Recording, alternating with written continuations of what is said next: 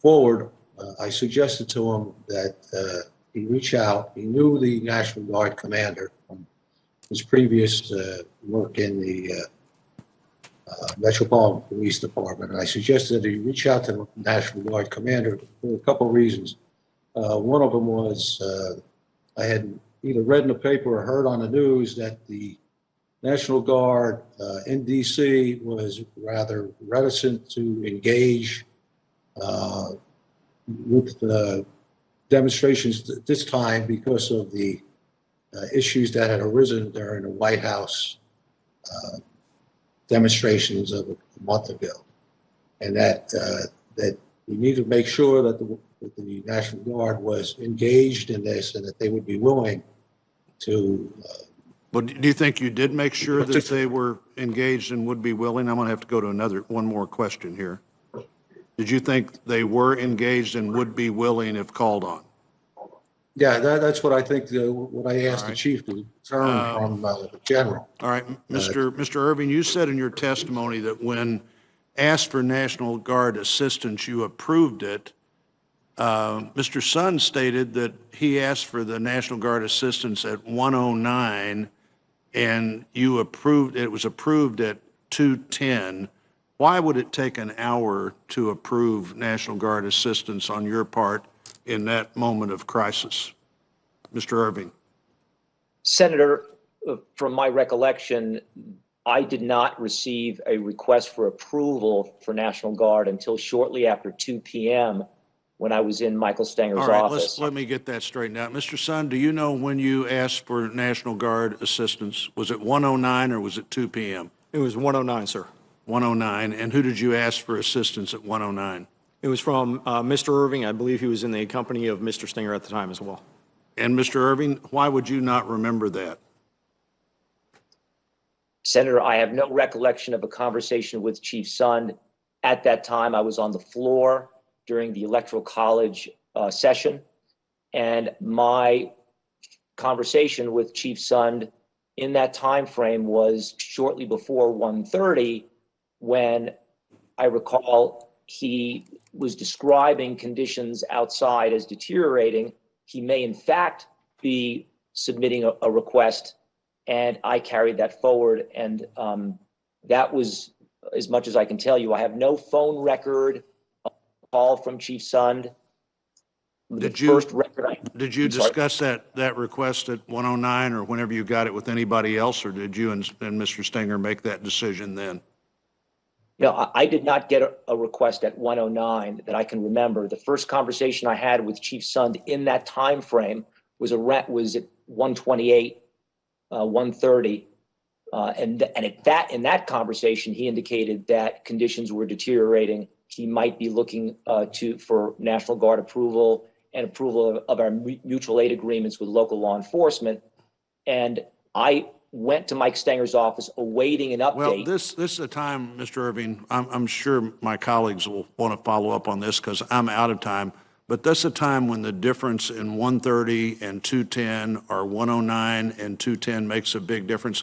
One of the things I'm wondering, and we don't have time for you to answer this, but I'm going to tell you what I'm thinking here, is in a moment like this, if your focus is chiefly on the safety of House members, and I would certainly understand that, and Mr. Stenger's is chiefly on the safety of Senate members, maybe that's a problem here where the board really can't function as a board because you have such diverse areas of immediate responsibility. But whatever happened here doesn't seem to me to be in agreement with the various timeframes, and I'm out of time, Mr. Chairman. Thank you, Senator Blunt. And I wanted Senator Peters and I are going to trade off chairing here with the votes, and we have a set order that all the senator's staff have based on a melded set of rules between the two committees. And I'd like to submit for the record a written statement from the United States Capitol Police Labor Committee dated February 23rd, 2021. Thank you. Senator Portman. Without objection, Ranking Member Portman. Thank you, Mr. Chairman. First of all, with regard to the conversation we just had on the discrepancies with regard to National Guard assistance, I would request that both Chief Sund, you and Mr. Irving provide us with those phone records. I know there's been some interviews that have been conducted, but I'm not sure we have the phone records, and that seems that would clear up some of the confusion. I want to shift gears a little bit and talk about preparedness. Chief Sund, in your testimony, you talked about the need for better intelligence and better coordination. That was your conclusion. And I think that's true, and certainly everything we have learned indicates that was part of the problem. But what about preparedness? We've received information that prior to January 6th, Capitol police officers were not trained on how to respond to an infiltration of the Capitol building. Is that correct, Mr. Sund? When you talk about infiltration, you talk about a large insurrection like we saw on the January 6th? No. And why not? Why wouldn't we be prepared for an infiltration of the Capitol? Given the risk that's out there, I would say to Mr. Irving and Mr. Stenger, both of you have had distinguished careers with the Secret Service. I would ask you all to just give me a quick yes or no answer. Does the Secret Service have training regarding infiltration as an example of the White House? Yes or no? Mr. Stenger? Mr. Irving? Senator? I'll take that as a yes. If it's a Yes. no, okay. Mr. Stenger, are you a yes also? Yes. Okay. Well, it seems obvious that you would have training on responding to an infiltration. So I think if nothing else comes out of this process, we've got to figure out how to deal with, again, the real danger that is out there, and it seems to me the intelligence reports, but also just the previous demonstrations would indicate a need for that kind of training. Let me ask you about something else, if I could, Mr. Sund, and that has to do with the U.S. Capitol police officers that I saw on video and the world saw fighting against this attack in street uniforms or soft uniforms. Many of them did not have riot gear. I'm told by contrast, D.C. Metropolitan Police Department provides all of its officers with such gear, including helmets, shields, gloves, gas masks. Having seen those incredibly disturbing videos and photographs of your brave officers attempting to hold the line to defend the Capitol without that kind of riot gear, are all Capitol police officers outfitted with riot gear? No, they are not, sir. They're not. And why are they not? So if you look at the way we outfit our officers, and it'll probably be very similar to, I think you'll find even with Metropolitan, I've been with Metropolitan for a number of years, they'll have a certain number of officers, CDU platoons as they call. It's not the entire force that's outfitted to the level 1 CDU with the big protective gear, the helmets, things like that. So we outfit a number of we have 7 CDU platoons that we can activate. 4 of those platoons, it's 40 people in a platoon, are activated to what we call the level 1, the full CDU gear and equipment. It requires extensive costs, extensive training to keep and maintain that level. For us, a number of our officers are posted in interior posts, screening posts, things like that, where that gear wouldn't do them any wouldn't provide them any support. So we have determined up till January 6th that number of CDU platoons had sufficed for all the demonstrations that we had been dealing with on Capitol grounds. Mr. Sund, I would just say, obviously those officers who you say had interior posts needed it that day. So it's not accurate to say that they didn't need it. But I know that you activated 7 of these civil disturbance unit platoons, and that only 4 of them had riot gear. I don't know why you would have a civil disturbance unit platoon that didn't have riot gear, but you've just testified that that's true, that only 4 of them had it. Is that correct? That is correct. And just one additional point, since I've been chief, I've actually pushed for every member in the department to have riot helmets. I had ordered those back in September. We had been looking at delays because of COVID from the manufacturer getting them delivered, and they actually just started being delivered January 4th and distributed to our officers just days before this, with limited numbers being given to the officers prior to this event. Yeah, too late for many of those officers. Chief Contee, the comment was made that Metropolitan Police does not all have rad gear. Is that true? I thought that the Metropolitan Police Department officers did have access to rad gear. Could you comment on that? Yeah, so we have 7 platoons that have the hardened gear, but all of our officers have ballistic helmets. All of our officers have batons. All of our officers are deployed with gloves as well, and gas masks. So our entire department are deployed with that level. But when you're talking about the harden all of the other extras, we have 7 platoons that have the additional. That's a different layer of protection. But every officer has a helmet. Every officer has the protective gloves. Every officer has the baton. Is that correct? And gas masks. That is correct. And gas mask. Yeah. It appeared to the Metropolitan Police Department, I'm told, that the Capitol Hill police officers did not have the training in civil disturbance tactics that they had. That's what I was told by some of the interviews that we've had. Chief Contee, is that correct?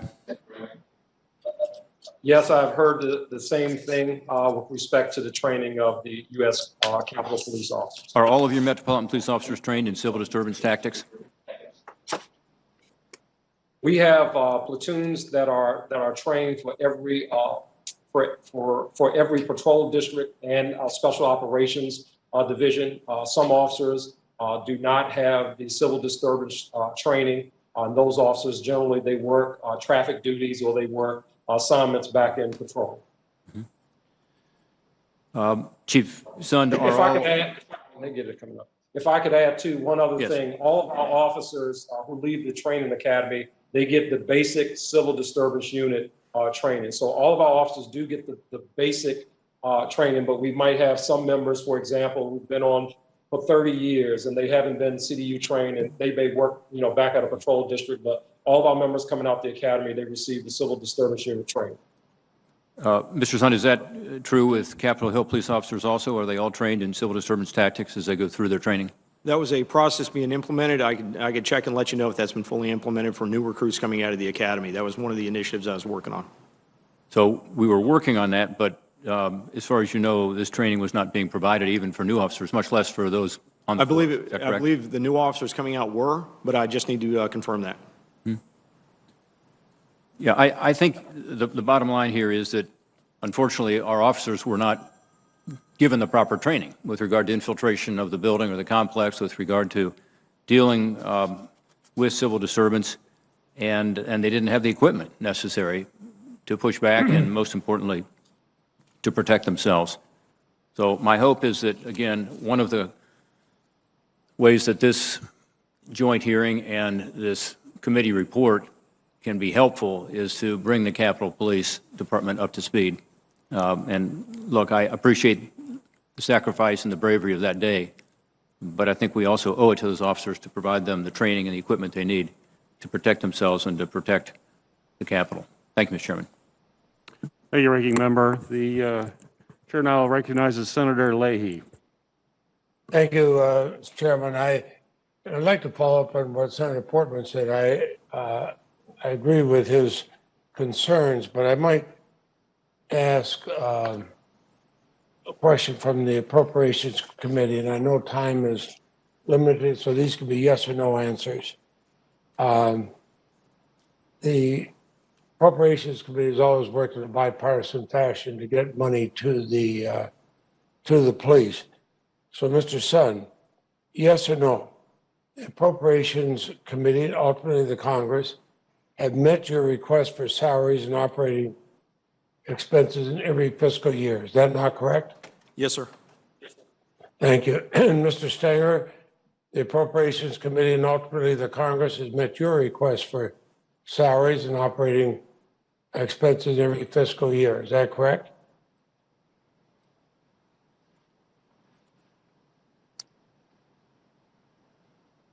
I don't hear an answer. So I'll ask Mr. Irving. Mr. Irving, the Appropriations Committee and ultimately the Congress has met your request for salaries and operating expenses in every fiscal year. Is that correct? Yes, that is correct. Mr. Stenger? Yes, that's correct, sir. Thank you very much. So I have to think that we had not that we had inadequate resources, but a failure to deploy the people that we were supposed to. I look at those who appeared. I looked at the lives that were lost, the police who fought to protect our capital. We saw this as a violent, and I'd say a planned and organized attack on the United States and the United States government by domestic terrorists. I hope they're all going to be prosecuted as fully as they can. But those, when we see people encouraging them, including from the former president of the United States, who urged his followers to fight and to show strength, I really wonder why we didn't take this seriously enough to be prepared for them. The hours it took to bring in the National Guard and everything else. So I read, Mr. Sun, I read your detailed letter to Speaker Pelosi, but you said there wasn't enough intelligence shared, but in your same letter, you stated that the intelligence assessment, I'm quoting here, indicated that members of the Proud Boys, white supremacist groups, Antifa, and other extremist groups were expected to participate in January 6th event, and they may be inclined to become violent. How much more intelligence do we need than that? Yes, sir, that is correct. That is what the intelligence assessment said. It was very similar to the intelligence assessments that we had for the November and December MAGA marches. The intelligence assessments that we had developed for the January 6th event, all the way up until January 6th, we're all saying very much the same thing, and that's what we had planned for. We had planned for the possibility of violence, the possibility of some people being armed, not the possibility of a coordinated military-style attack involving thousands against the Capitol. Violence and armed strike me as a pretty strong thing. And I would suggest that everybody get together and look at the future, because if you have something that goes on for months, the president calling them, everybody else calling them, I worry that there was not more there. I think until we root out the hate and drove the rioters to the door that day, no fence or tank or barrier is going to provide the safety we need. We want safety, but also talk about Benjamin Franklin, who says, those who give up essential liberty to purchase a little temporary safety deserve neither liberty nor safety. But I know a vote is on, and before I close, I do want to commend Chief Contee for your swift response. You don't have an easy job charged with protecting a city as large as Washington, D.C., and balance the delicate balance with dozens of other law enforcement. But I think that I commend the two chairs and ranking members for holding this hearing. We'll hold more in appropriations, but we're going to look very closely at the request this year and say, what do we do if we have another one of these? I thank you, and I yield back my time. Thank you, Senator Leahy. Chair recognizes Senator Johnson. Thank you, Mr. Chairman. I want to start off by just thanking our law enforcement witnesses for your service. I know there's 2020 is hindsight. It's pretty easy to money morning quarterback, and I want to make sure that we guard against doing so. Certainly what I've seen from testimony, it seems like there's a fair amount of thought, a fair amount of due diligence that went into this. So again, I appreciate your service. I also want to say I find the videos, as you said, Chief Sund, sickening, the violence reprehensible, the racial slurs repugnant. And I want to make sure the perpetrators, the people that engaged in the violence, are prosecuted to the full extent of the law. I've got a long list of questions, which this format really doesn't lend itself to asking. So what I will be doing is preparing a letter for the committee chair, and hoping that they will ask those questions and investigate these issues that I'll be listing. But what I want to do is, in terms of asking some questions, I want to start out by reading excerpts from what I thought was a very interesting eyewitness account by J. Michael Waller. He is a senior analyst for a strategy at the Center of Security Policy. His areas of concentration include political and psychological warfare and subversion. He's a former professor and instructor at the Institute of World Politics at the Naval Postgraduate School. He's a current lecturer at the John F. Kennedy School of Special Warfare Center at Fort Bragg. He wrote this piece titled, "I Saw Provocateurs at the Capitol Riot on January 6th. And he basically arrived on scene about 11:30 from Union Station, and I'll just start reading. At about 11:30, I walked from near Union Station and noticed a small number of Capitol Police dressed in full riot gear with shin guards and shoulder guards. Then I walked up Pennsylvania Avenue toward an empty Freedom Park. He noticed that the speech had broken up, and so a crowd was walking down Constitution Avenue. He joined them at 13th Street. But he said the mood of the crowd was positive and festive. Of the thousands of people I passed or who passed me along Constitution Avenue, some were indignant and contemptuous of Congress, but not one appeared angry or incited to riot. Many of the marchers were families with small children. Many were elderly, overweight, or just plain tired or frail, traits not typically attributed to the riot-prone. Many wore pro-police shirts or carried pro-police black and blue flags. Although the crowd represented a broad cross-section of Americans, mostly working class by their appearance and manner of speech, some people stood out. A very few didn't share the jovial, friendly, earnest demeanor of the great majority. Some obviously didn't fit in, and he describes 4 different types of people: plainclothes militants, agents provocateurs, fake Trump protesters, and then disciplined, uniformed column of attackers. I think these are the people that probably planned this. He goes on, the D.C. Metropolitan Police were their usual professionally detached selves, standing on curbs or at street crossings and exchanging an occasional greeting from marchers. When we crossed 1st Street Northwest to enter the Capitol grounds where the Capitol Police had jurisdiction, I noticed no police at all. Several marchers expressed surprise. The openness seemed like a courtesy gesture from Congress, which controls security. That appearance of low threat level made no sense. Yet no Capitol Police appeared anywhere from what we could see. Now, again, I'm taking these excerpts in order, but there's a lot more to this piece. What looked like tens or even hundreds of thousands of people surged down the avenues as far as one can see, but almost everyone seemed talkative and happy. No police could be seen on the platform for now. No police could be seen anywhere. People kept surging in from Constitutional Avenue, and the plaza quickly filled up and overflowed onto the lawn. Everyone squeezed closer and closer together, with most in high spirits. Some trouble began up in the front, near the base of the inaugural platform itself, but we could not see what was happening. Then something happened at the front of the crowd. It seemed like a scuffle, but from 40 feet back, I couldn't see. People started chanting USA, USA, and other slogans. For a few seconds, I saw what looked like police in a tussle with some of the marchers up front. What appeared to be an organized group in civilian clothes. This organized group are the cell I would call the plainclothes militants. They fit right in with MAGA people. Suddenly, energy surged from the front of the crowd as the anti-riot police, above on the inaugural platform, visibly tensed up.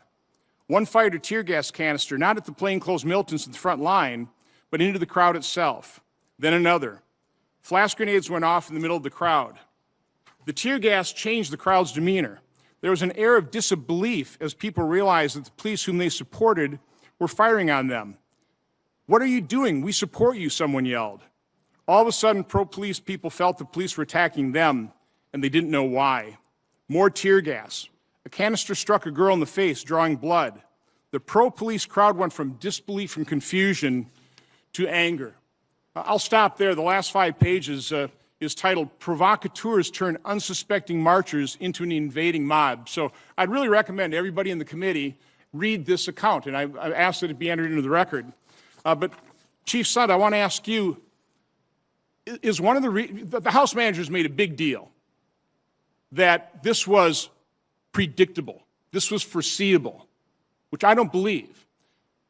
Do you believe that what happened, the breach of the Capitol, did you believe that's foreseeable and predictable? No, I don't, nor do, if you look at some of our other partner agencies, I think Acting Chief Contee actually made the statement that a breach of the Capitol was not something anybody anticipated, nor do I think some of our federal partners expected it. I don't think Secret Service would have brought up the Vice President if they expected it. Is part of that because of what you'd experienced in the past? What this Mr. Waller experiences, the vast majority of Trump supporters are pro-law enforcement, and the last thing they would do is violate the law? I will say that information I've received from some of my officers where they were trying to prevent people from coming into the building, and people were showing up saying, hey, we're police, let us through, and still wanting to violate the law to get inside the building. So, Again, I've got a long, long list. I just want to close with the two former Sergeant of Arms. I knew these committees were going to start an investigation. I waited a couple weeks. I didn't see any letter go out, oversight letter, so I wrote my own on the 21st. And I just have a question for both the former Sergeant of Arms. Did you get my letter, my oversight letter with my questions?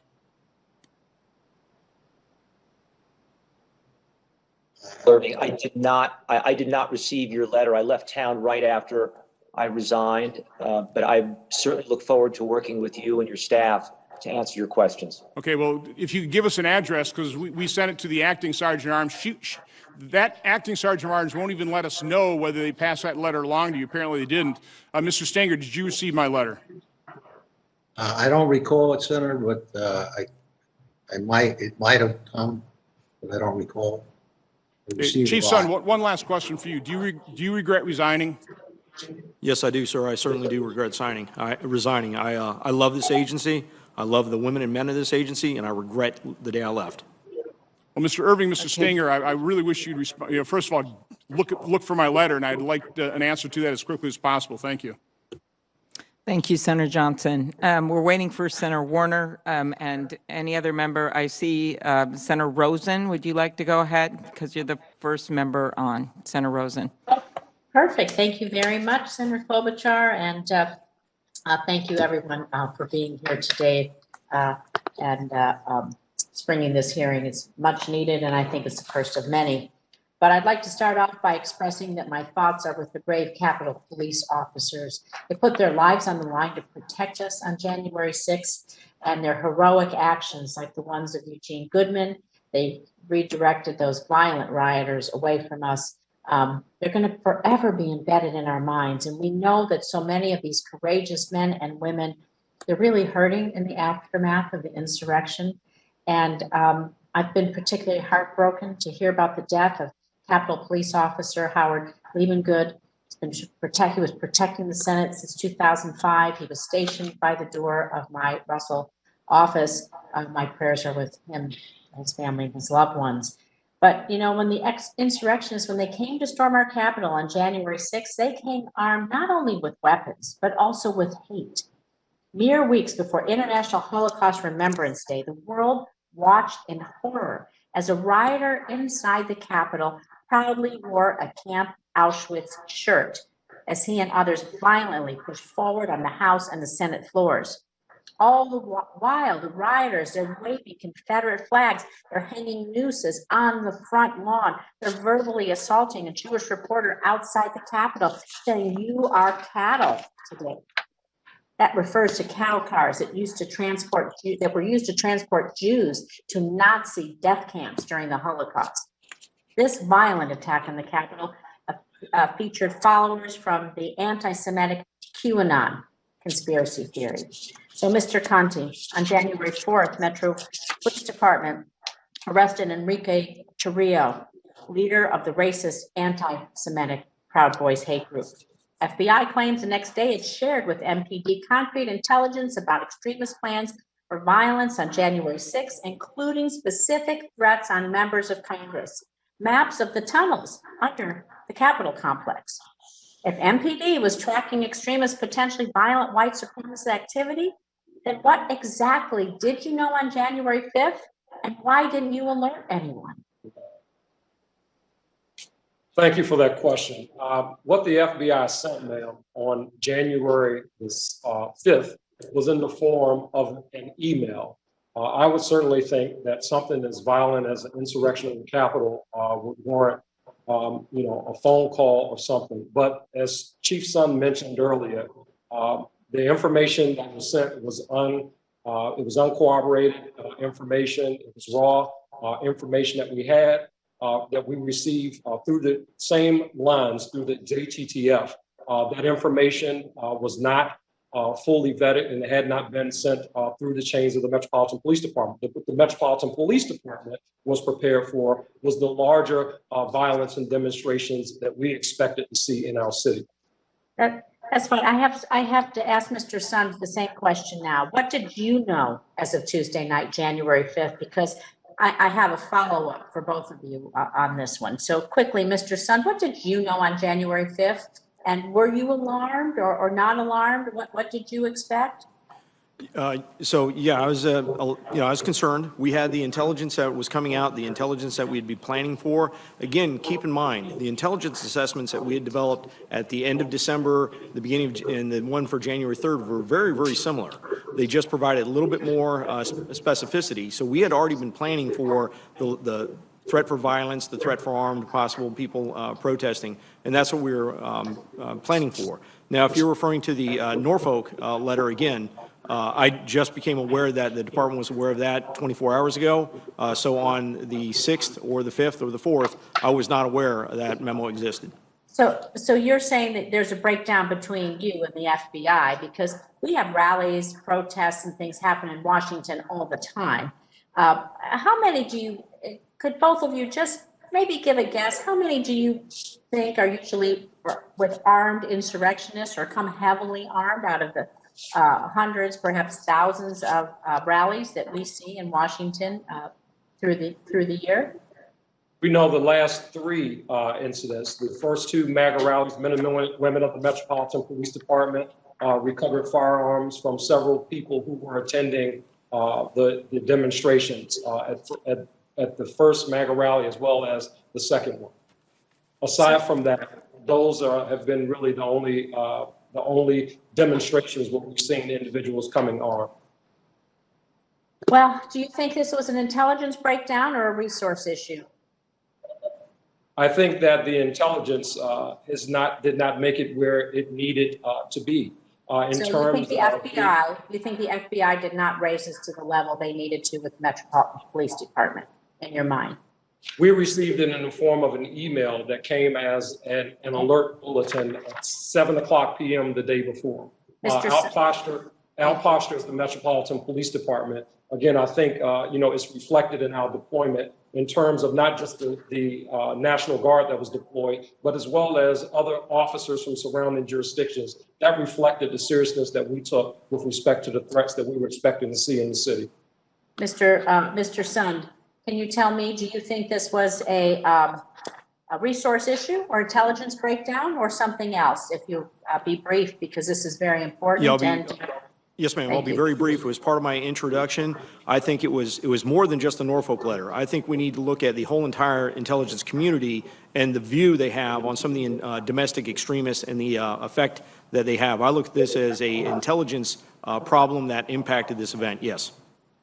So what information would you have had to have heard to have raised up the flag to get more resources for the Capitol Police? Because thank goodness, I mean, we saw loss of life, and thank goodness there wasn't more, but one is too many. So what is your threshold then? What should be the threshold to protect the Capitol and protect your officers? Mm-hmm. I did in advance reach out to the Washington, D.C. police to coordinate resources, and I did also go to both the House and Senate Sergeant Arms to request the National Guard.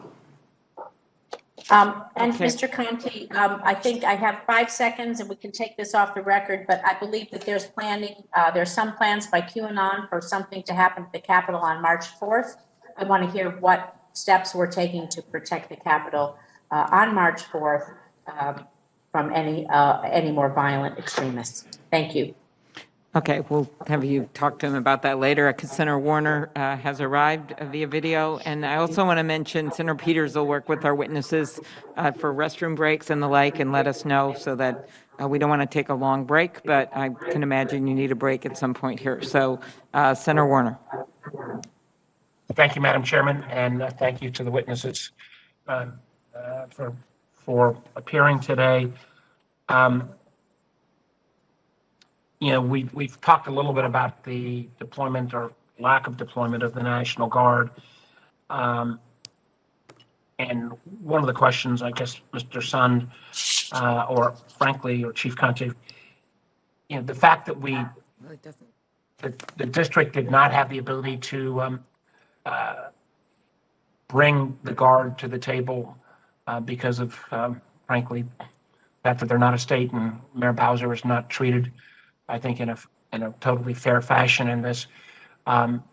This may be outside your lane, but her inability to bring the guard to the table, and actually any of you on the panel can answer this, that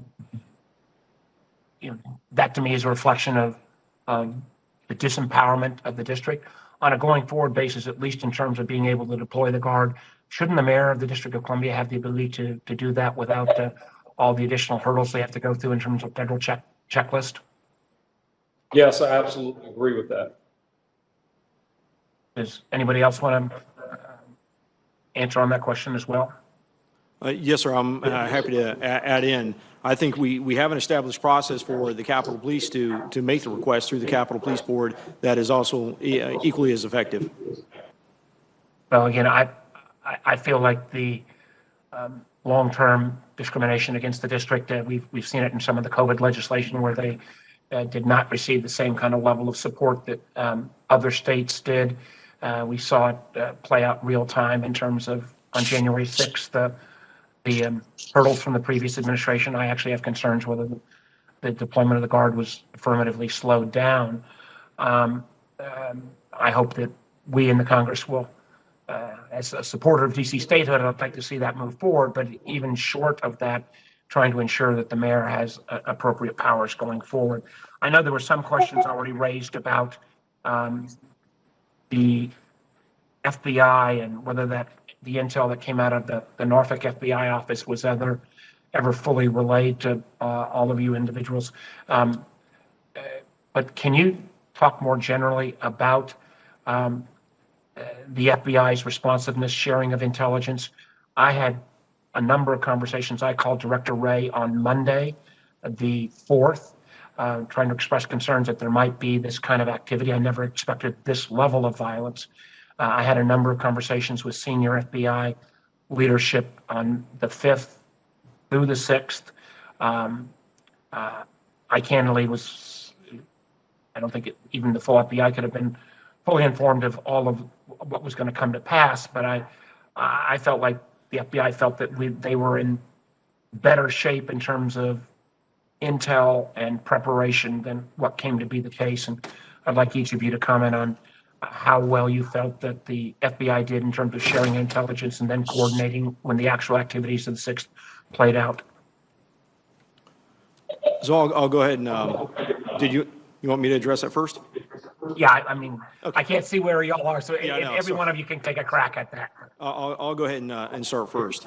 I think the relationship we have with the FBI is outstanding. I think in my time with the Metropolitan and my time here, we've seen nothing but the relationship get better. The construct that we have that's very similar to some of the other major cities is having the Joint Terrorism Task Force, being involved with that.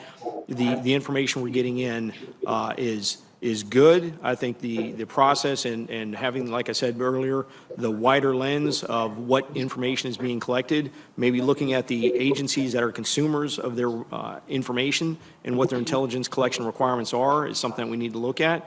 But I think, getting that information in and then having it processed and pushed forward in an effective manner is something we need to look at.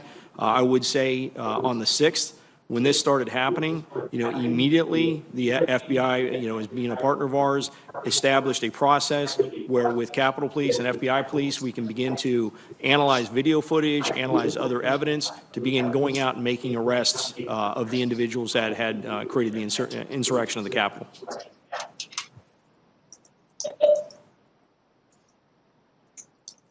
Yeah, I'll go next. Did we get enough intel beforehand? If we get the balance of the panel to respond. Yeah, sure. I would echo what Chief Sund just mentioned. We've had a great working relationship with the FBI. I think it's a whole of intelligence approach, not specifically just the FBI. When we have something as significant as what occurred here at the U.S. Capitol, if there is information, specific information out there that our government is responding too. I would think that something of that nature would rise to the level of more than just an email that's sent to law enforcement agencies. That should be a larger, more involved conversation about specifics, not just some of the unvetted raw information that's out there. We see a lot of that, but I think it's more of a whole intelligence approach, not specifically the FBI. They are great partners to the Metropolitan Police Department. Thank you. Let me just, I don't know if any of the other panel members want to add any comment on that. Let me just say that this is, my concern is that in Virginia, we've seen these kind of anti-government extremists take to the streets of Charlottesville in 2017, resulting in the death of Heather Heyer. We see the same kind of groups come to the forefront on January 6th. I think this is an ongoing threat to national security. I fear at times that while the FBI and others have pointed this out, that it didn't get the level of serious review that it should have. With the prior administration, I felt at times that they did not want to take the information that was coming out of the FBI. I hope on a going forward basis, we're going to be able to be more coordinated in terms of taking on anti-government extremism, whether it comes from the left or the right. This is a real ongoing threat. I can tell you from our intelligence committee that we've seen that many of these groups have connections and ties to anti-government extremist groups in Europe, where they've taken a great precedent. I know my time's expired, Madam Chairman, but this is something we need more work on. Thank you for holding this hearing. Thank you very much, Senator Warner. We look to working with you and the Intelligence Committee on this. Next will be Senator Langford, and after that, Senator Carper. Thank you. Mr. Sen, I want to try to validate something. There's a letter that's in the public domain at this point. That's an 8-page letter that was written to Speaker Pelosi that is attributed to you to try to explain the events of that day. Are you familiar with that letter in the public domain, and is it accurate? Yes, it is, sir. So in the letter itself, you described several things in this, and the details and the timeline on it. Can you tell me why you wrote this letter to Speaker Pelosi? What was the purpose of the letter? I feel at the time I resigned. I had limited communications with my department. I know my department was getting ready to go and testify at some of the initial committee hearings, and I think that she had called for my resignation without full understanding of what we had prepared for, what we had gone through. I think she deserved to read, firsthand what we had prepared for and what I dealt with that for that 6th. Okay, that's helpful.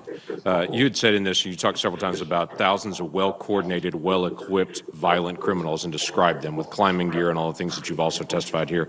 You also mentioned this letter about the pipe bombs that were located, that the first word would come at 12:52 that a pipe bomb had been located at the Republican National Committee headquarters. How was that located? Who found it, and why was that particular moment the moment that it was found? I don't know why that was a particular moment that it was found. I believe it was an employee of the Republican National Committee that had located it in the rear of the building that had called it into Capitol Police Headquarters. You had mentioned before that you thought this was part of the coordination, that there were several that were out there that would take away resources at that exact moment. But there's no way to know that they would find it at that exact moment. I'm glad they did find it. They found another one at the Democratic headquarters as well at 1:50, and you document that as well. But you had to send quite a few individuals to be able to go to the RNC and the DNC to be able to go deal with those explosives that were planted there. Is that correct? That is correct. And just for your information, the RNC pipe bomb, that was one that was really run by Capitol Police. The DNC Metropolitan ended up taking that and running that so we can run 2 concurrently. That resulted in the evacuation of 2 congressional buildings, the Cannon House Office building as well as one of the Library of Congress buildings. So it took extensive resources. So the assaults in the Capitol is not what caused the evacuation of those buildings. The discovery of those pipe bombs is what caused the evacuation of those buildings. That is correct, sir. There's been quite a bit of conversation today and quite a few members here that have talked about the National Guard and the length of time that it took to be able to go through the bureaucratic process to be able to get them deployed. I do think that needs to be shortened, obviously, in a deployment structure and the complexity of the bureaucracy here. But it seems to be a misunderstanding on this dais of some individuals describing the National Guard as if they're the riot police that can automatically be called out. They're not, were you expecting them to be like a rapid response SWAT team at this point? What's a typical response from the National Guard to be able to call them out when they are not currently positioned? I believe the typical response, once they're approved, is approximately 2 hours. Okay, but then the approval process is obviously multiple hours to do that or multiple days to do that. You had started that process several days before in making some requests. So that is correct. As far as the process, you know, my initial request was over to Mr. Irving. It was actually an in-person request on the 4th. And it wasn't until the evening of the 4th that I talked to General Walker that he informed me that if needed, because Mr. Stenger wanted me to ask him if they could lean forward, they could get 125, right, if needed, in a fairly quick fashion, once approved. So that's what led it into January 6th when we made the initial request at 109. But that 125 individuals from the National Guard that were prepared to be able to move faster because they were in streets and different places doing traffic duty at that point, you had already been informed that the city of Washington, D.C. and the mayor's office had made a request to DOD, and DOD had approved it, that none of them would be armed, none of them would have heavy gear on, there would be no military vehicles that would be available to them. They had to use unmarked vans and other government vans, and there would be no helicopters that would be used. Those were prohibited that day for those 125 individuals that were already on the street. Is that correct? So just for a correction, at the time, no, I did not know that was the restrictions being placed on them. And two, when I talked to General Walker the evening of the 4th, which was Monday evening, the 125 he was going to give us were 125 that were doing COVID relief for the District of Columbia, not assigned to the traffic post. Okay. So the individuals that were assigned to traffic duty had no weapons, had no military vehicles to move, had no overhead visual on anything. That had all been requested no from the city of Washington, D.C. And then for the other individuals that could be assigned to you as a rapid force, those are folks that were currently doing COVID duty. So you had no SWAT team. This description is very interesting to me around this dais, that people think that suddenly the National Guard just bursts in and is ready to go on that. That's not what the National Guard is prepositioned to do. That is correct. Anytime we've requested the National Guard, they've been in an unarmed fashion.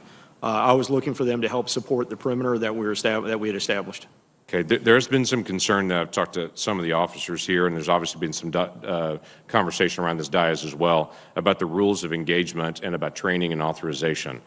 There wasn't training for what to do if a mass group actually comes through the door and tries to burst through, whether it's an insurrection type event, whether it's just a mob that's gone crazy and whatever it may be, or a protest that gets out of hand to be able to burst through the door. There was no clarity for the officers inside the building on their rules of engagement once they actually came to the building. They literally, my impression is, had to make it up on their own, and they determined their stand was going to be where the members and the staff were located. That was going to be their stand to start using lethal force. So I have a couple questions for that. At this point now, and I understand hindsight's 2020, is there a need for much greater, less than lethal force capability on officers at the time, or available to officers at the time, that they have less than lethal capabilities and clearer rules of engagement of what to do if you have a group of individuals come into the building unauthorized? So just for a little clarification, we do train for people trying to get into the building. We don't train for, when I said, an insurrection of thousands of people. Right. And our officers do have less lethal capability that they carry with them. With hindsight being what it is from January 6th, absolutely, I think there needs to be additional training, additional equipment to consider this type of attack in the future. Well, the challenge is we all watched this summer. In fact, this committee at Homeland Security had a hearing on the assaults on a federal courthouse in Portland and went through, and all of us saw for a month individuals just attack that courthouse day after day after day, and we saw the techniques that were used. Some of those same techniques were used by individuals that came in here. I'm not saying it was the same individuals, but some of those same techniques of trying to be able to work to the fence, to be able to find it, to be able to find a way to be able to attack officers. So the challenge is that we saw that this was rising, I guess, that people were watching on TV, people attacking a federal institution all summer long. And it is a follow-up that we're going to have to do in the days ahead of how to be able to get less than lethal capability and to find ways to be able to stop any kind of assault of a number of individuals to be able to come on the Capitol. So I appreciate your service. I appreciate very much the officers that continue to be able to serve, because they've not had a gap. They've not had a break since that time period. And I know you still interact with them, at least I hope you do. And I would encourage you to pass on from us our gratitude. And we're all looking at this as a hindsight 2020, saying, why couldn't you read the tea leaves at this particular scrap of intelligence that came in the night before? None of us saw it at this level. And so we're grateful for the service they continue to do, and let's find the lessons we can learn. Thank you very much, sir. I know they appreciate your support as well as the support of Congress. They're a hell of a police agency. Okay, thank you, Senator Langford. Next, thank you for your patience, Senator Carper. Yeah, my pleasure. Thank you, Madam Chair. Chief Contee, as a former governor of the first state of Delaware, for 8 years, I recall numerous instances in which I called on the Delaware National Guard in emergencies. They could have been floods, blizzards, ice storms, drought, you name it, a lot more.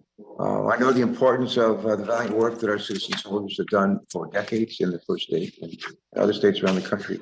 As we have learned, in contrast to every other state's National Guard in the country, the DC National Guard operates differently. And I'm convinced if someone had been able to activate the DC National Guard and have 1,000 or 2,000 guardsmen and women deployed at the Capitol in a timely way on the 6th of January, this death and destruction would not have occurred. The leader of unlike all the states of the 50 states that we have, the leader of the District of Columbia is not empowered to activate the DC National Guard during an emergency. That's one of the reasons why I've worked for years with Congresswoman Eleanor Holmes Norton in support of legislation to admit Washington, D.C. as our 51st state and to provide equal rights to the Americans who make this community of over 700,000 people their home. Here's a question, Chief Contee, in your testimony, you highlight that a request for DC National Guard assistance at the U.S. Capitol on January 6th would have had to have been made by the U.S. Capitol Police with the consent of the U.S. Department of Defense. Can you just take a minute to explain that process and why Mayor Bowser is not able to request DC National Guard assistance when federal installations and property as well as human lives are threatened in the district that she leads? Please go ahead. Yes, thank you for the question. Yeah, so the mayor does not have full authority over the National Guard to include their activation or deployment. When the mayor, we make a request as the District of Columbia, we make a request, we send that to the federal government. Ultimately, the Secretary of the Army receives that request. There's a whole approval process that request has to go through in order for National Guard resources to be deployed to the District of Columbia. Unlike governors in other states who are able to activate their National Guard without going through those approval processes and receiving approval from the highest level of the federal government. That just does not have to take place in other states. So a real hindrance to us in terms of our response and the ability to call them up. Thanks for that response. Could you just take a minute to share with us your thoughts on whether having the DC National Guard under the command of a mayor or even a governor of a neighboring state might help the DC Metropolitan Police in coordinating with federal authorities to better protect the city and its citizens, and along with federal installations during an assault like the one we experienced on January the 6th? Yes, I think we certainly should. We know even on that day, on January the 6th, prior to any movement of the National Guard from the assignments that they had been given, the traffic posts, again, that required approval at the highest levels of the federal government to include the Secretary of the Army and the Secretary of Defense in order to just move the National Guard or change of mission in essence. So yes, I think that should certainly be something that falls under the mayor's authority. All right, thanks so much. A question, if I could, for Mr. Sun. Mr. Sun, in your testimony, you state that the events of January 6th were not the result of poor planning on behalf of the U.S. Capitol Police, but rather a lack of actionable intelligence that would have allowed let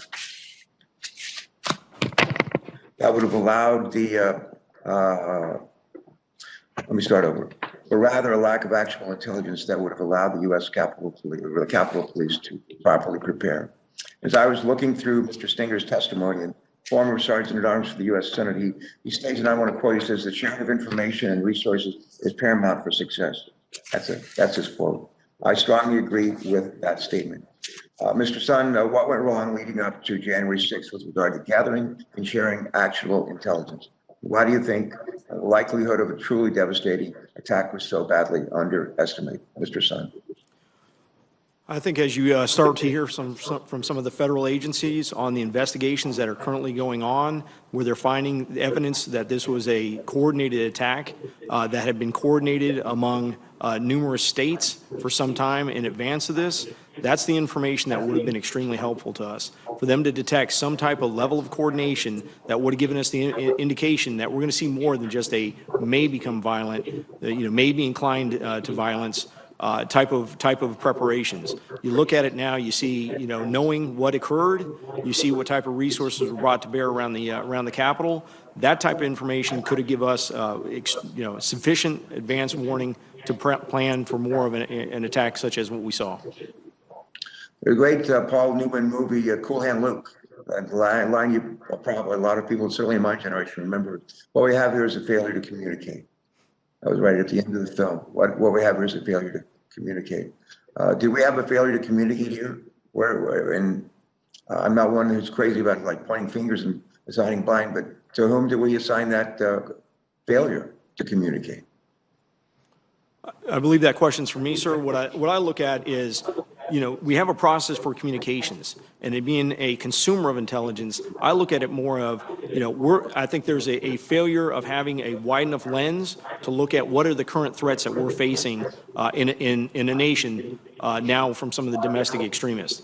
I think the communications processes are there. They need to be worked on a little bit, but I think the intelligence community needs to broaden its aperture on what information it collects. We now know in retrospect that the gathering on the rioters on January 6th didn't begin on January 5th or the 4th or the 3rd. It started like weeks before and was fomented and encouraged, as we now know, by among others, our president. And somehow that all of that work and all the intelligence that was gathered by the FBI and other Homeland Security never found its way to the people who right here in DC could have used it the most to have avoided the tragedy of January the 6th. Thank you. Our thanks to particularly the officers of the U.S. Capitol Police and others who joined them in trying to protect us in this Capitol on that sad day. I know we have several members ready to go, and we want you to go as quickly as possible, but there's been a request from our witnesses who have been here a long time. If we could give them a 5-minute break, and then we will reconvene in 5 minutes with additional questions. So we will recess for 5 minutes.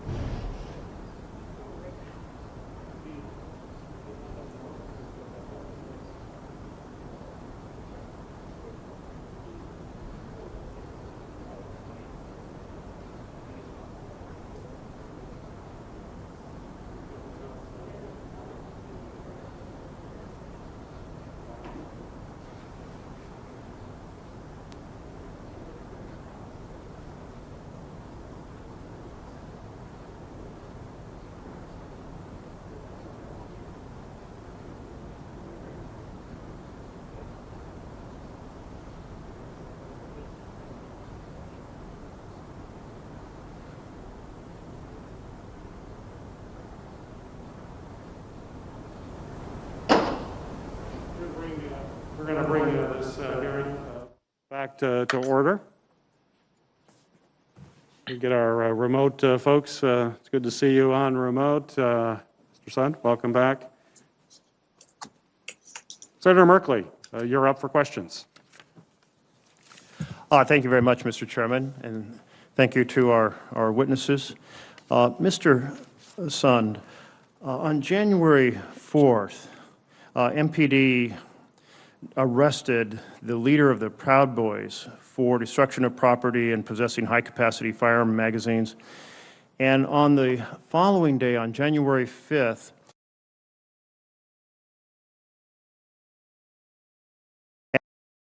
that report noted that on far-right media, the threats included things such as the comments such as, "Be ready to fight. Congress needs to hear glass breaking, doors being kicked in, blood from their BLM and Antifa, slaves, soldiers being spilled. Get violent. Stop calling this a march or a rally or a protest. Go there ready for war. We get our president or we die. Nothing else will achieve this goal." Did you get that FBI intelligence report? So to address that right when we started, the United States Capitol Police Department did get that report. I was just advised of that in the last 24 hours. That report made it from the Joint Terrorism Task Force over to our Intelligence Bureau, over to a sergeant there, and ceased moving forward at that point. No leadership, myself included, over at Capitol Police was made aware of that at the time of the event. So there is, you've referred in your testimony to the individual who is the head, John Donahue, the Director of Intelligence on the U.S. Capitol Police. And did he receive that report, but he did not pass that on to you as head of the USCP? Again, I have no knowledge that he received that report. I've been told it went over to an official of the rank of sergeant and didn't move any farther from there. Okay, well, that's very concerning. Were there not procedures for the head of the intelligence on the U.S. Capitol Police to get the intelligence report, to review it, especially when there were significant other indications of potential violence, and make sure that you as the leader had that knowledge on which to develop additional plans if additional plans were needed? I'm sure that's something that they're looking at in their current after action. Yes, there is a process for it. But again, that's, as I mentioned before, that was raw intelligence that was coming in. And again, taken in consideration with everything else, none of the other intelligence was showing that we're looking at this type of a broad insurrectionist type of event with thousands of armed, coordinated individuals. I know you're saying that the folks are looking at that now. But my question was, did you have a procedure for important intelligence to be brought directly to your attention, and did that system break down? And that's why you did not see the warnings about blood being spilled, get violent, call, be ready to come and die.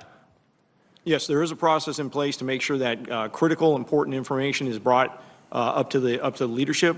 Again, that was something that would have gone through the development and the analysis of that information. Okay, so you're saying the intelligence side of U.S. Capitol Police failed to get that into your hands. Let me turn to rules of engagement. So officers are out there, and there's an expanded perimeter which you've referred to, and you have those kind of perimeter fence that look like bike racks. And in a normal situation, those tell peaceful protesters this is where you stop. Was there any sort of discussion or training about what to do if protesters started picking those things up and opening holes in that perimeter? What were the rules of engagement? If I'm a police officer that day on the line for the Capitol Police, how was I trained, like, what do I do when those perimeter fences are breached? Do I use spray? Do I use a stun gun? Do I use tear gas? Do I have a clear sense of exactly how I'm supposed to respond? Yes, there is a rules of engagement. There's a use of force policy, and there's also civil disobedience unit training that has to do with when you have a non-compliant group, how you deal with non-compliance and gaining compliance, which would include hand control techniques, the application of chemical spray, and then impact weapons. So on that day, you issued rules of engagement that included what specifically? I'm an officer, what was I supposed to do if those barricades were breached? There's rules of engagements that exist. They weren't issued just that day. They existed. They don't vary from event to event based on threat analysis? No, sir. So that perimeter, you said got larger, which meant police officers were spread out over a larger area. So once it was breached, what are the directions to the police on the team to be able to retreat to a defensible point? So what we had is we had what's called an incident command system established. You have an incident command for both the exterior, the resources on the exterior of the building that would provide those officers, those CDU units, with specific directions on where to go, what's the next step, if you're going to retreat up to the upper west terrace, which is what they were told to do, as well as an incident command system inside the building handling the joint session and activities going on inside. So I'm out on the plaza, and the crowd swarms past me. I have an assigned place to go to retreat to that is defensible? The incident commander would be providing direction to people in the field on where to retreat to make the next stand. So no advance information. And how do you avoid the situation of those who are guarding a door, closing and locking the door, and leaving police officers stranded outside of that locked perimeter? So your question, how do you prevent that? Is that what you're saying? How do you prevent that? If you've got folks who are guarding a door and protesters are trying to get through it, so they're trying to lock that and prevent it, and there isn't a pre-plan for how to deal with officers who are stranded outside of those doors, how's that handled? Do you have drills on that? Do you have set instructions on that? Again, that's something I would look for the on-site official, the on-site incident commander, to provide those officers with directions where to relocate to. Okay, let me put it this way. Have you ever held a drill to respond to this situation where a crowd pushes past the exterior barricades? Not this level of situation, no, sir. To what level have you had such drills? We've done various exercises with people, activities on the grounds during civil disobedience training, how to handle riotous groups. Okay, thank you. I'm going to turn just seconds left to our former Sergeant of Arms for the Senate, Mr. Stenger. At the time that we were in the Senate chamber and the protesters, the rioters, reached the perimeter of the Senate, there was a very quick rush to try to lock the doors, and there were people searching for how do you lock these, and there's many entrances on the balcony. Have there ever been any sort of a drill with the Sergeant of Arms team or in partnership with the Capitol Police on how to secure the doors to the chamber as a last point of defense? Yes, sir. At least once a year, they hold a chamber action drill where they would work together with the Capitol Police, with the doorkeepers to do a lockdown. So they know when they should lock down and when they should. So that is done as an actual drill where people have to run, get the keys, lock the doors. They know what doors they're supposed to guard. Are they supposed to guard them from the inside or from the outside and so forth? Yes, sir. And when was the last such drill of that nature conducted?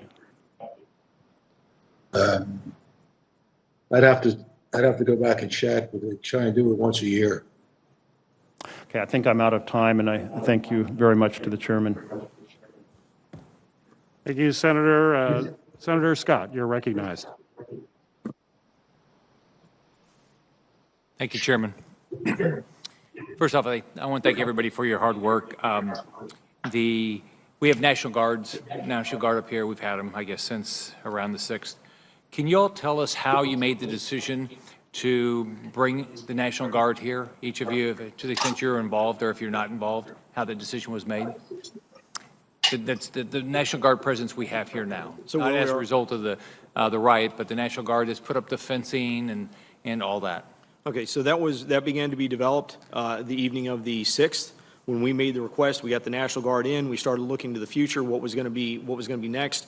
We started talking about bringing in the first section of global fencing, which basically went right around Capitol Square, which is Constitution and Independence, first to first. We got that in place. Then we started looking at what necessary National Guard resources, working with the National Guard representative. So that was developed with Capitol Police, working with, I believe Sergeant Arms at the time, in the evening, going into the 7th, that we developed that. Okay. Were you the only one involved, or were the Sergeant at Arms involved? I believe so. I'd have to go back and pull that information. We were working on a number of different aspects of it at the time, but I had my general counsel as well as our operations people working on the request and the coordination with the National Guard. And what was the purpose of the original, the National Guard that came, put up the fencing? What was the rationale? What was the threat assessment? So just to make sure I understand, you're talking about the National Guard that came on the 6th? No, the presence that stayed after. Oh, the one that stayed after. So what was the threat assessment? What was the threat assessment, and why was it set up that they would be here for, it seems like now months on end? Well, again, beyond, the 8th, again, my departure date was the 8th, so the information I have is up until the 8th. It was they were putting them in place based on the mass insurrection that we had on the 6th. I wasn't aware of any additional intelligence at that point. They were just concerned about possible violent extremists regrouping and staging another attack on the Capitol. So you haven't seen anything that would give us a threat assessment now that we have a concern that we need to have the National Guard presence. It doesn't mean there's not some, but you haven't seen anything. No, sir. I've been really not in that environment since the 8th. Okay.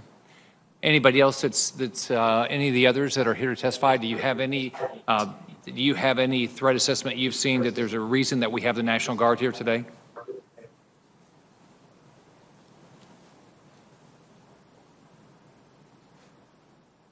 Is that a no from everybody? No one has any idea why we have the National Guard here? This is Chief Contee. Yeah, my guess is in response to all the things that have happened. But to your question specifically about specific intelligence, I have not personally seen anything that would suggest that. And are you involved in the decision at all of why the National Guard's here? No, sir, I am not. And they've not shared any threat assessment with you at all with regard to why the National Guard's here? That has not been shared with me, no. Does that surprise you? I can't say that I'm really surprised. Quite frankly, we have talked about intelligence in terms of what we expect to see in the city. There are several law enforcement calls that take place between the Metropolitan Police Department and other federal partners. But again, the Capitol Police and that structure there, it's something that they're not beholden to the mayor of the District of Columbia or anything like that. So we exchanged the information that we have, but again, I just have not seen anything specifically from them that suggests the fence still being the way that it is now. And I should add also, sir, that obviously I think that there needs to be a reimagining of the security posture there. Something certainly should be there, but I'm not exactly sure if the answer to that is razor wire and the deployment that we currently see. And the former Sergeant at Arms, you don't have any reason, no one's given you you've not seen any information that would suggest that we have a threat, an imminent threat that we need the National Guard here? I have not. And I have not either. I resigned on the 7th and have been gone since, so I have no information. Okay. So who would be making the decision that the National Guard needs to be here then? And where would the threat assessment come from? Does anybody know? Steve? I'd maybe look at the current leadership over at maybe the Capitol Police in conjunction with the current Sergeant Arms. Okay, so it would be the head of Capitol Police and the acting Sergeant at Arms. That is correct. To give you the current information on that. And would they coordinate with the Metropolitan Police? Well, if there was intelligence that would indicate the need for such activity, it would usually be shared with our partner, our local law enforcement, which share our perimeter and our borders. And if there was a threat out there, would that be public? Would there be some public information that they would put out? normally? Again, that all has to do with the nature of the threat, the classification level of the threat. But again, that would be shared with law enforcement within the District of Columbia through the joint JTTF as well as the executive board for the JTTF. I mean, I'm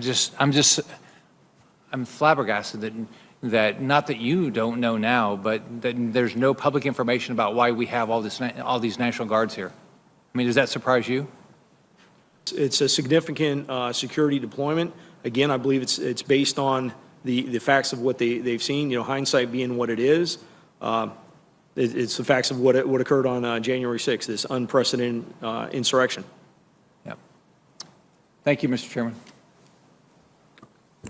Thank you, Senator Hassan. You're recognized for your question. Thank you, Mr. Chair, and thanks to all of the witnesses for being here today.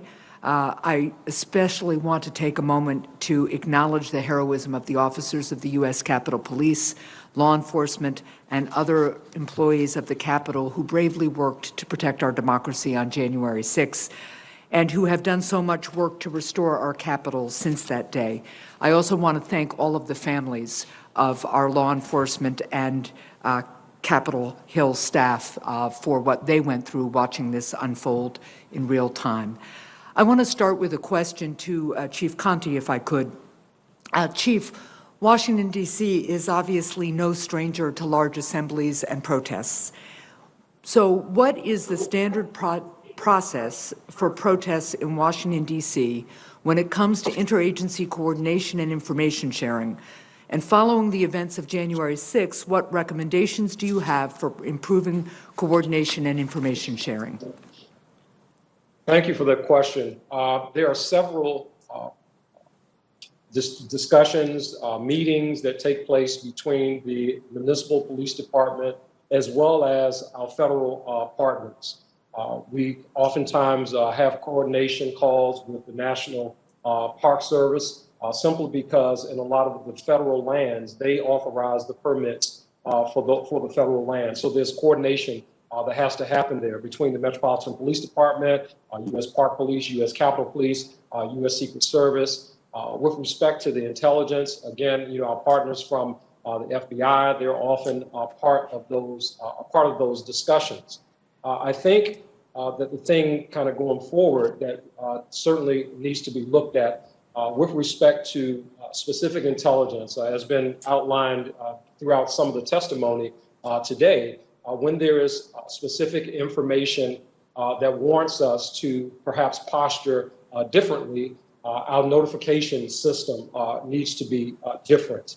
The JTTF distribution list that we have is not something that is a monitored list 24 hours a day, 7 days a week that would generate an immediate response to that. When those communications are sent out, there are staff members who at some point will get to that information. But I think that, that has been laid out, you know, when we're talking about something of this magnitude that could potentially happen and ultimately did happen in our city, it should posture us to move differently. Perhaps with convening phone calls, you know, immediately and not, you know, counting on an email or something, making it through the chain, to the levels that it needs to make, you know, for other decisions to be made. Well, thank you for that answer. One of the things I would observe is sometimes ahead of events like these, just scheduling ongoing check-ins with leadership at all of the agencies that need to coordinate can have the effect of sharing information in real time. I want to move to a question to Mr. Stenger, Mr. Irving, and Mr. Sund. The Secretary of Homeland Security has the authority to designate events with national and international significance as national special security events, but that didn't happen for January 6th, even given the threat information readily available ahead of time. Designated events are eligible for expanded federal support related to the security of the events.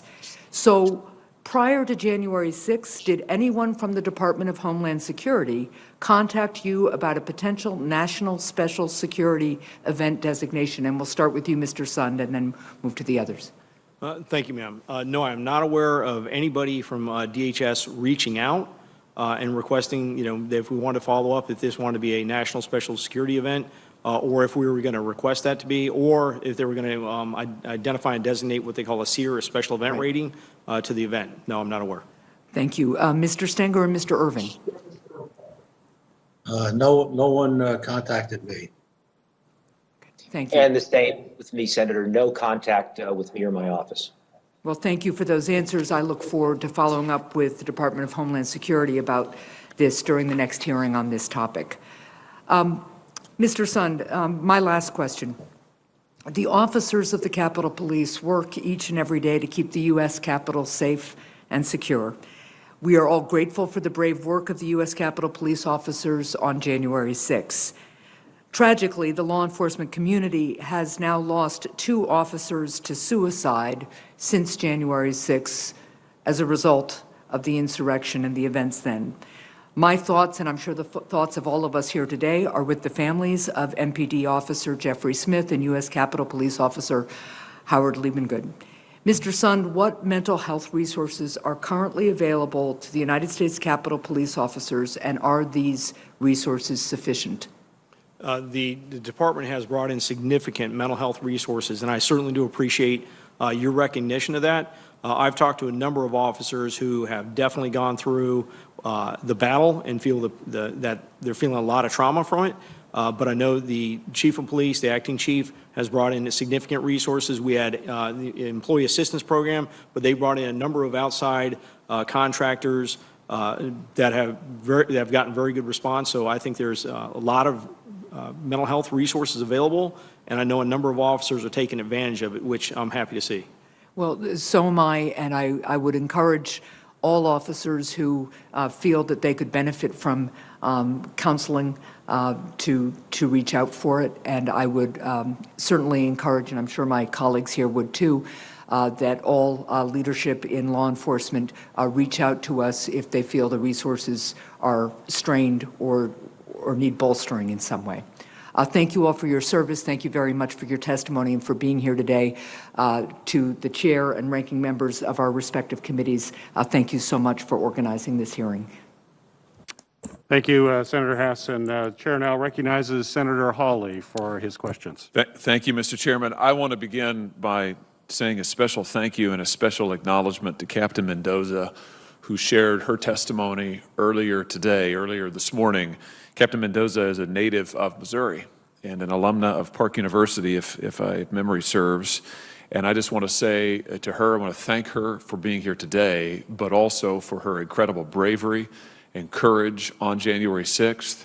And on behalf of the entire state of Missouri, I want to say thank you for what you have done. Thank you for what you represent. And I also want to take that opportunity to say again now, as I said on the night of that terrible day, a thank you to all of the law enforcement from all of our various branches who responded in this dire emergency to face these criminal rioters, these violent criminals, to repulse them from the Capitol and to secure this space so that the work of Congress could continue. So thank you, and a special thanks to Captain Mendoza from the state of Missouri.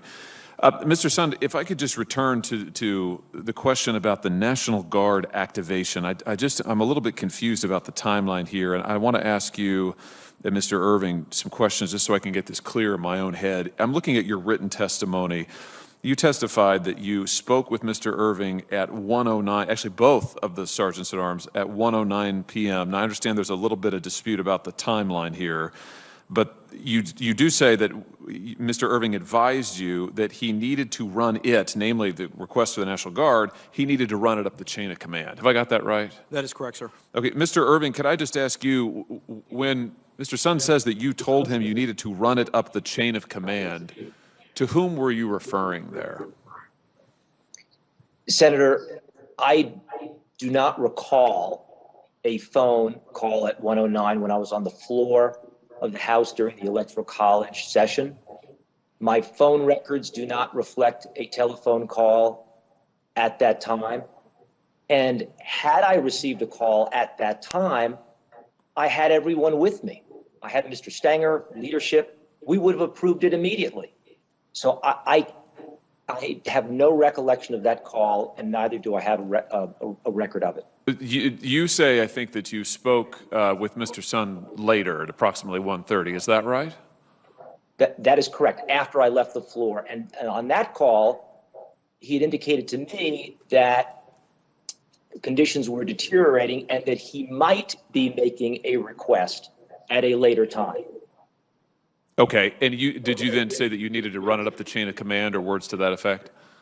No, not to my recollection. I notified leadership and I went to Michael Stanger's office to receive updates from Mr. Sund as to conditions outside and to determine whether he needed to make a request or not. And when the request was made, shortly after 2, we approved it. And when you say we, who's we? We approved it. I was in Michael Stanger's office, so next to Mr. Stenger. And so you did not consult congressional leadership. You weren't waiting at any point for input from congressional leadership. Is that your testimony, Mr. Irving? Have I got that right?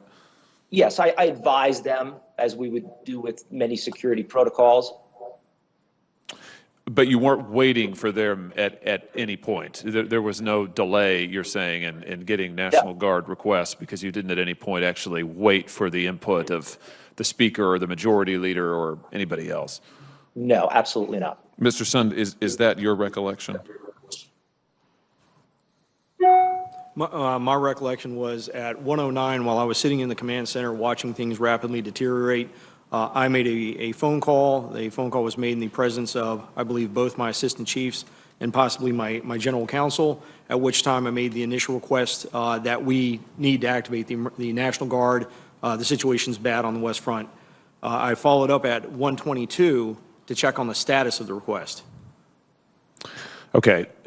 One of the things I'm trying to get clear on here is who would constitute the chain of command. Now, it sounds like Mr. Irving is saying that he actually never made that statement and he didn't consult anybody else. I mean, my understanding is from the statute, 2 U.S.C. Chapter 29, Section 1970, that in an emergency situation, I would think that this would qualify, that the Capitol Police Board does not have to consult with members of the Senate or House leadership in order to make a request for deployment of the National Guard or a request of other executive departments and executive agencies. So it would seem strange to me that there was any talk about a chain of command that would involve anybody other than the Capitol Police Board, given the statute. But there seems to be some confusion about the basic facts and who asked for what when.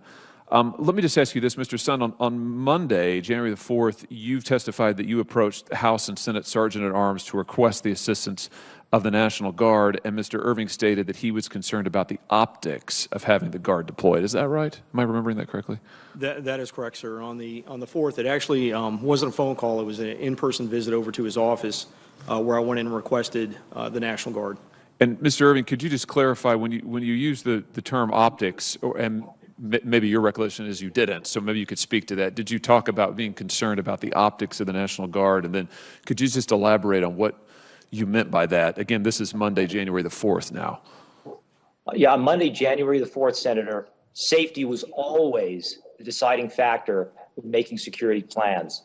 And the issue on the table was whether the intelligence warranted troops at the Capitol. And the conversation with Mr. Sund was not, I did not take it as a request. He was merely informing me that he had received an offer from the National Guard. And then when we included Mr. Stenger, the three of us discussed the specific issue as to whether the intelligence warranted the troops, and the answer was no. It was a collective answer, no. And then Mr. Stenger put forth his recommendation to have them on standby, and my recollection was Mr. Sund was very satisfied with that. In fact, he briefed the following day that he was satisfied, and I heard no concern any time thereafter. Were you concerned, this use of the word optics, the appearance, what it would look like to have the Guard, this is what Mr. Sund has testified was a concern on January 4th, that there was a reluctance to request assistance because of the appearance.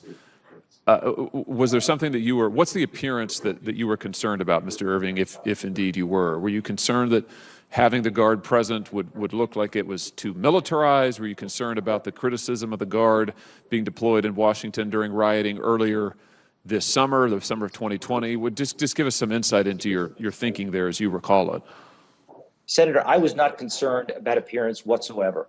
It was all about safety and security. any reference would have been related to appropriate use of force, display of force, and ultimately the question on the table when we look to any security asset is, does the intelligence warrant it? Is the security plan matched with the intelligence? And again, the collective answer was yes. Mr. Chairman, could I just ask one final question? Yes. Thank you. Madam Chair, thank you. Speaker Pelosi has asked retired Lieutenant General Russell Honore to lead an immediate review of Capitol security in light of the attack. The general has said that the leadership of the Capitol Police, that'd be you, Mr. Sund, and both of you, gentlemen, the House and Senate Sergeants at Arms, he's criticized you for, and I'm quoting now, the appearance of complicity during the attack, and also said that you were potentially undertook complicit actions. Those are his words during the attack. Mr. Sund, were you complicit in this attack on January 6th? Absolutely not, sir. I've heard those comments as well, and I think it's disrespectful to myself and to the members of the Capitol Police Department. Mr. Stenger, were you complicit in the attacks on January 6th?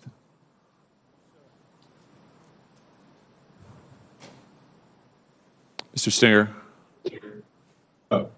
Were you complicit in the attacks on January 6th? He's asking you. Sir? Mr. Irving, were you complicit in the attacks on January 6th? Absolutely not, Senator. Yeah, of course none of you were. There's absolutely no evidence to that effect. And Mr. Sund, I think your comments are appropriately taken to allege that any of you, were complicit in this violent mob attack on this building, I think is not only extremely disrespectful, it's really quite shocking. And this person has no business leading any security review related to the events of January 6th. Thank you for your indulgence, Madam Chair. Thank you very much. Next, a new member of both committees, Senator Padilla. Thank you, Madam Chair. There's been a lot of questions. I've been popping in and out from multiple committees, but I understand there's been a lot of questions already about intelligence, what was known, what was assessed, what was shared, et cetera, and differing opinions. I'll try not to be too repetitive.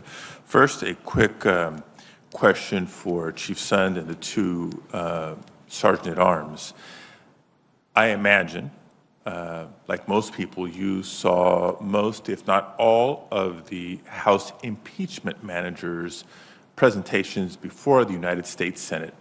As they sort of laid out the case, set the impeachment question aside, we know how that was resolved. But in terms of how January 6th didn't just happen, but the lead up to January 6th, is there anything from that presentation that you would disagree with? So to just make sure I understand, the video I watched and all the information, the video that was portrayed is all accurate video. As far as any of the other commentary associated with the video, I can't say I watched every single bit of it, but I can tell you the video, a lot of that video was video from the United States Capitol Police, and it was all accurate. Okay, thank you. Mr. Stenger, Mr. Irving, same question. The video I saw certainly reflected what I could see from my window on the day of January 6th. And from my perspective, Senator, I have not diagnosed why the attack occurred. At the time, we left all information to the intelligence agencies that we had at the time, and I would say now to leave it to the after-action investigations to make determinations. Okay. Question for Chief Sund specifically. Now, there is an intelligence division within the department, correct? Yes, sir. Okay.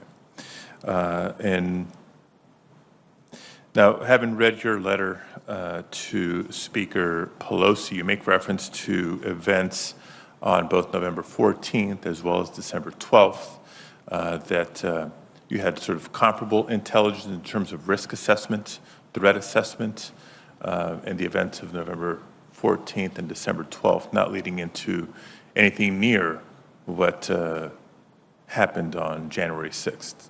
Is that my correct interpretation of your letter? Yes, that is the correct interpretation of the letter. Both the assessments indicated that we were going to have various militia groups and extremists in attendance. Right. In addition to the fact that, as Chief Contee had testified to earlier, weapons were recovered during both those events.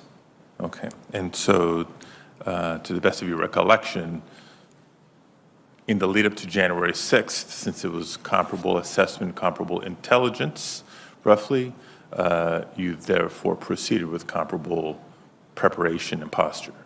Yeah, that is absolutely correct. We proceeded with the posture of seeing it could have instances of violence. We knew it was going to be focused on the Capitol.